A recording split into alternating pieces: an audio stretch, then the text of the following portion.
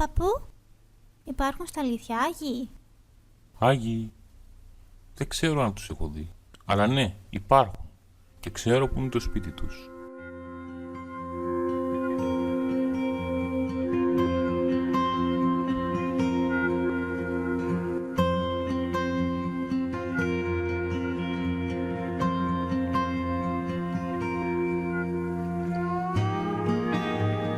Ξεκινήσαμε ένα ταξίδι.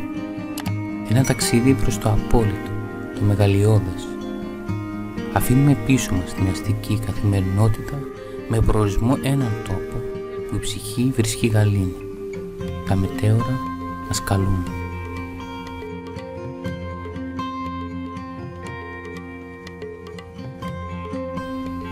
Κάθε χιλιόμετρο μας φέρνει πιο κοντά σε αυτό το μοναδικό φαινόμενο, εκεί που οι βράχοι συναντούν τον ουρανό.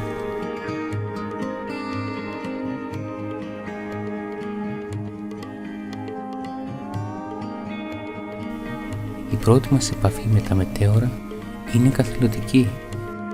Οι βράχοι, σχηματισμένοι από τη φύση, στέκουν εκεί χιλιετίες τώρα. Το 1988 τα μετέωρα ανακηρύχθηκαν μνημείο παγκόσμιας κληρονομιάς της UNESCO. Σήμερα σώζονται 8 ιερές μονές, από τις οποίες οι 6 είναι σε λειτουργία, μαρτυρώντας αιώνες πίστης και ιστορίας.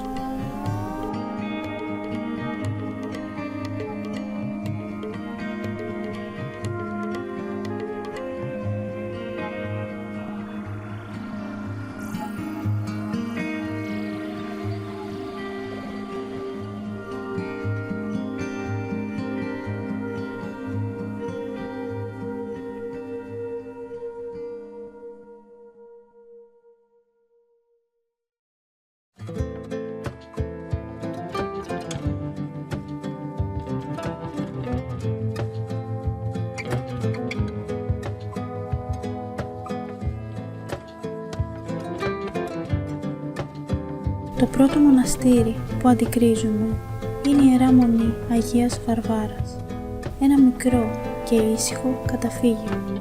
Η ανάβαση που ακολουθήσαμε ήταν περίπου 200 σκαλοπάτια. Μια υπέροχη διαδρομή κάτω από μικρό δασάκι. Πριν την είσοδο της Μονής αντικρίζουμε μια γεφυρούλα, αλλά και ένα μικρό άβλιο χώρο με υπέροχη θέα. Στα ενδότερα της Μονής, στα δεξιά μας, βρίσκεται ένας μικρός ναΐσκος και στη συνέχεια ο κύριος ναός της Μονής.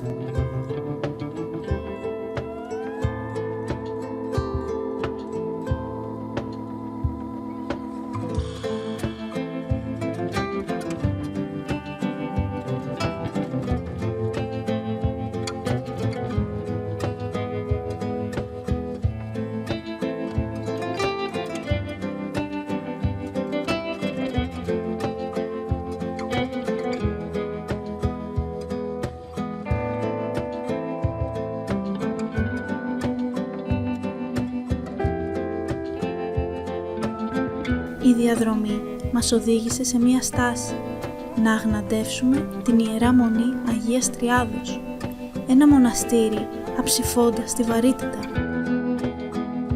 Όλα τα μοναστήρια της περιοχής διαθέτουν μακριές φούστες στην είσοδό τους. Έχουν δωρεάν είσοδο για τους προσκυνητές στην Ελλάδα και για τους τουρίστες του εξωτερικού υπάρχει εισιτήριο.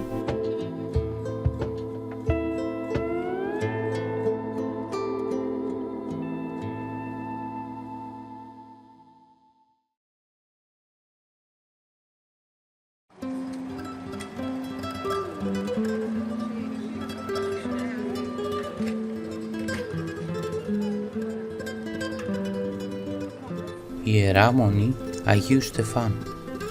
Εδώ η πρόσβαση είναι πολύ εύκολη, καθώς ένα μικρό πέτρινο γεφύρι συνδέει το σύγχρονο δρόμο στην είσοδο της Μονής. Ο βράχος της Μονής κατοικήθηκε από μοναχούς στα τέλη του 12ου αιώνα. Πρώτος ασκητής φέρεται ο όσιος ασκητής, ονομαζόμενος Ιερεμίας. Ο κύριος ναός που μπορούν ελεύθερα να επισκεφτούν οι προσκυνητές είναι αφιερωμένο στον Άγιο Χαράλαμπο, που φυλάσσεται και η Αγία Κάρα του Αγίου. Ο Άγιος Στέφανος προσφέρει υπέροχη θεατρικά λαμπάκα, συνδυάζει την ομορφιά της φύσης με την ιστορία, δημιουργώντας μια αίσθηση ηρεμίας και δέους.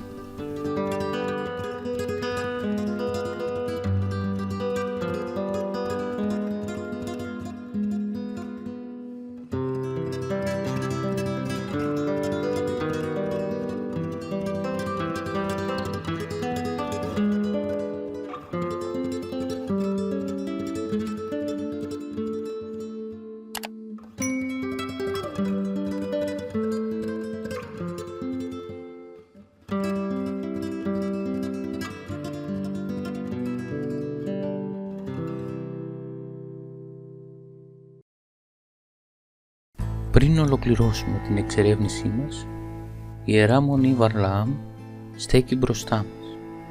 Ένα θέαμα κόβει την ανάσα. Πρόκειται για ανδρώα μονή στη κορυφή ενός απότομου βράχου.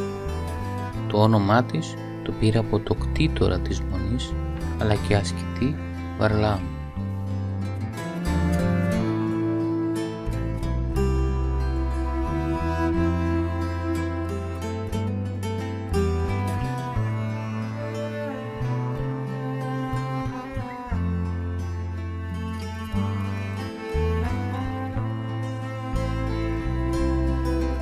Τελικός μας προορισμός, το Μεγάλο Μετέωρο ή αλλιώς η Ιερά Μονή της Μεταμορφώσεως του Σωτήρος.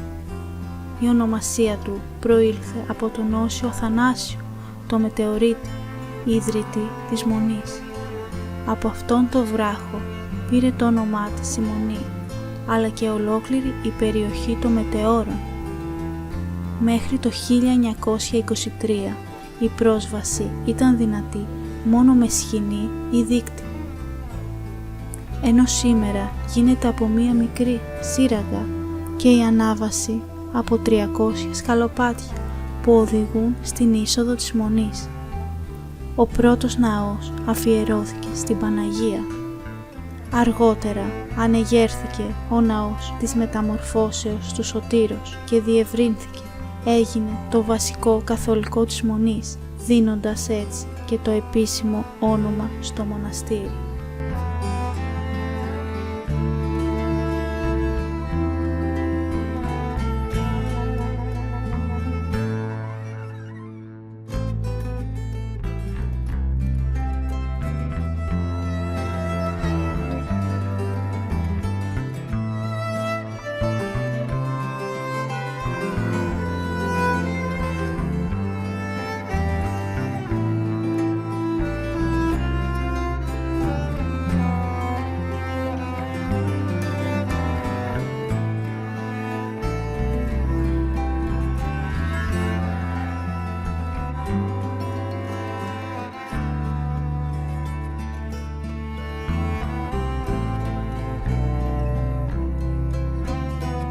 Κάπως έτσι το ταξίδι μας ολοκληρώνεται.